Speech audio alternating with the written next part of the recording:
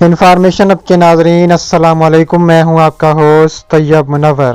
ناظرین گرامی، آج ہے 2 جون 2021 اور آج کا 8 بجے کا بلیٹن، جس میں میں آپ کو 10 منٹ میں 10 دنیا بھر کی خطرناک اور تہلکہ خیز خبریں بتاتا ہوں۔ تو آپ سے چھوٹی سی گزارش ہے کہ اگر آپ اس ویڈیو کو شروع سے لے کر اینڈ تک دیکھیں گے تب بھی آپ کو بہت زیادہ فائدہ ہونے والا ہے، اور اس ویڈیو کو لائک کرنے کے ساتھ ساتھ شیئر کر کے چینل کو سبسکرائب کر دیں۔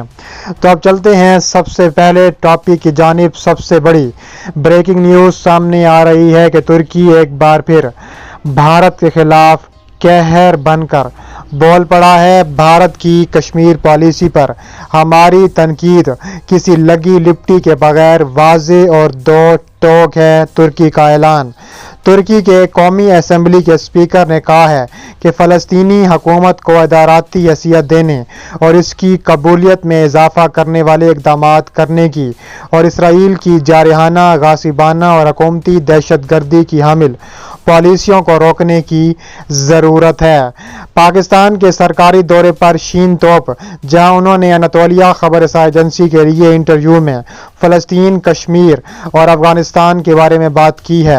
فلسطین کے بارے میں بات کرتے ہوئے انہوں نے کہا ہے کہ فلسطینی حکومت کی اداراتی حیثیت میں اضافہ کرنے والے اور اسرائیل کے جارحانہ اقدامات کا سدباب کرنے والے اقدامات کرنے کی ضرورت ہے۔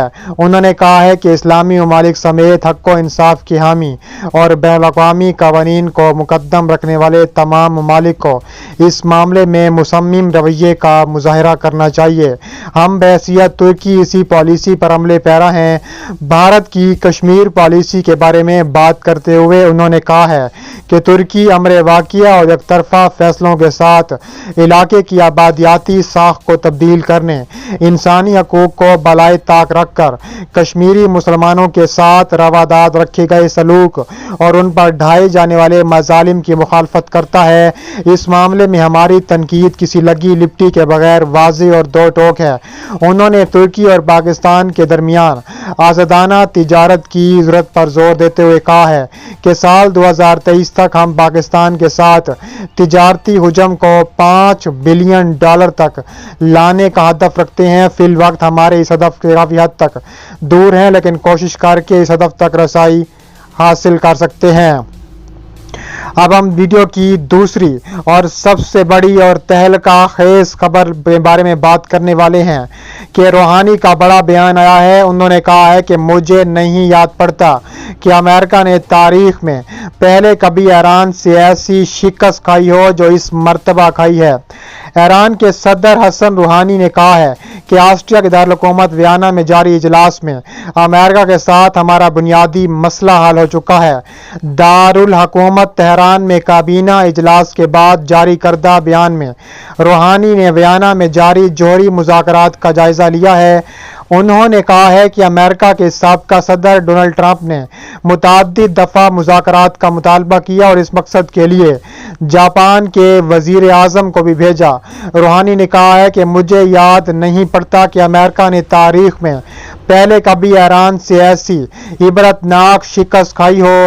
اگر ویانا مذاکرات بہتر جا رہے ہیں تو یہ ہمارے صبر کا نتیجہ ہے۔ ہمیں امریکہ کے ساتھ بنیادی مسئلہ حل ہوتا دکھائی دے رہا ہے۔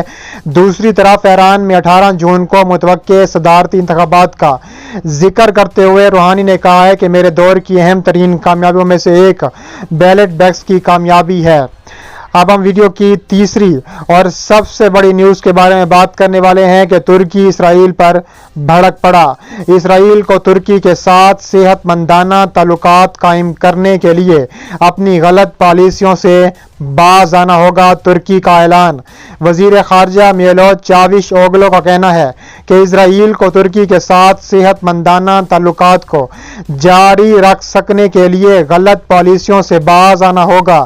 میولوت چاوش اوگلو نے دارالحکومت انقرہ کا دورہ کرنے والے ٹوگو کے وزیر خارجہ، افریقی انضمام اور بیرون ملک ٹوگو کے شہریوں کے امور کے صدر رابرٹ ڈوسے سے ملاقات کے بعد دفتر خارجہ میں ایک مشترکہ بیان प्रेस कॉन्फ्रेंस का एहतमाम किया। एक सहाफ़ी के इसराइल में हुकूमत के क़याम और नई हुकूमत से तुर्की की तवक्कुआत के बारे में सवाल का जवाब देते हुए कहा है कि हुकूमत कायम करने का काम इसराइल का एक दाखिली मामला है।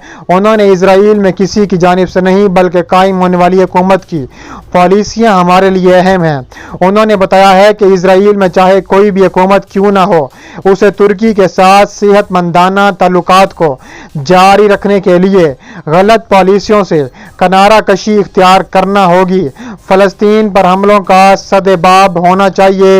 इलावा अजीम दो ममलिकती हाल पर कारी ज़लब लगाने वाले इक़दाम से भी इज्तनाब बरतने और सिलसिला अमन को लूटना भी लाजिम व मलजूम है। दूसरी जानिब इसराइल की हालिया अयाम में गैर कानूनी आबादकारियों की कार्रवाइयों में इजाफा हुआ है। ये फ़लस्तीनी शहरियों के हकूक़ को मसाख करने पर अमले पैरा है। उन्होंने कल और आज भी इन गैर कानूनी बस्तियों का संगे बुनियाद रखा है। ये सब नाकाबिले कबूल है। इसराइल को अल कुद्स की हैसियत के बारे में भी अपनी पॉलिसियों से बाज आना होगा। जनाब चाविशोगलो ने इसराइल के साथ खुशगवार ताल्लुकात के क़याम के लिए इस मुल्क को गलत पॉलिसियों और इक़दाम से किनारा कशी करने की जानिब इशारा करते हुए कहा है कि अगर उसने पॉलिसियाँ जारी रखी तो तुर्की उसको मुंह तोड़ जवाब देने की सलाहियत रखता है।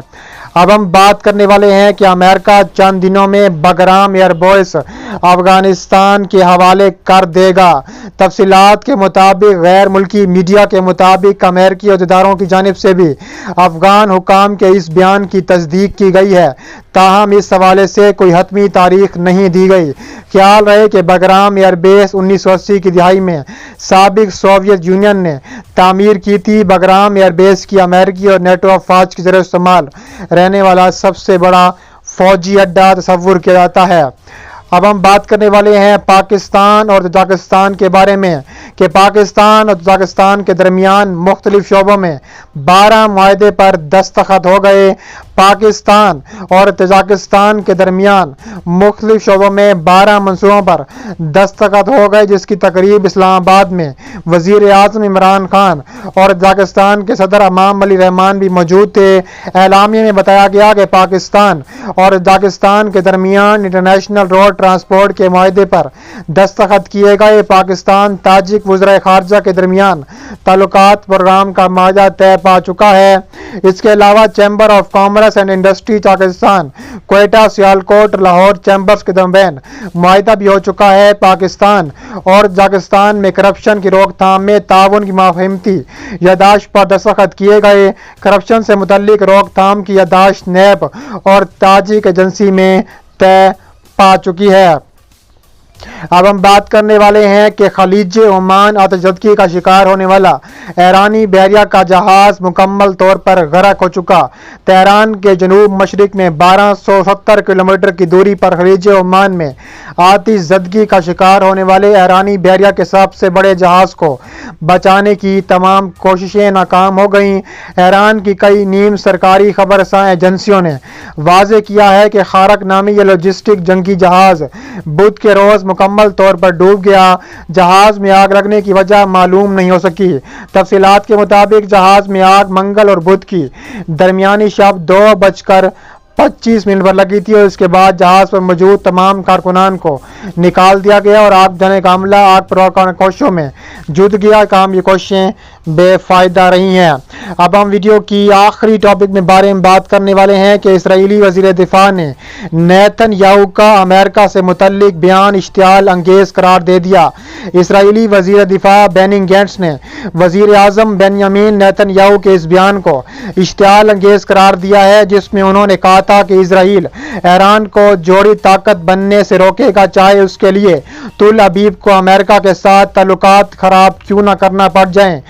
माइक्रो ब्लॉगिंग वेबसाइट ट्विटर पर पोस्ट करदा मुताबिक ट्वीट्स में बेनी गैंट्स ने कहा है कि ईरान के मामले में अमेरिका के साथ इख्तिलाफात को बंद कमरे में हल होना चाहिए, न कि खुलेआम इस पर बहस की जाए।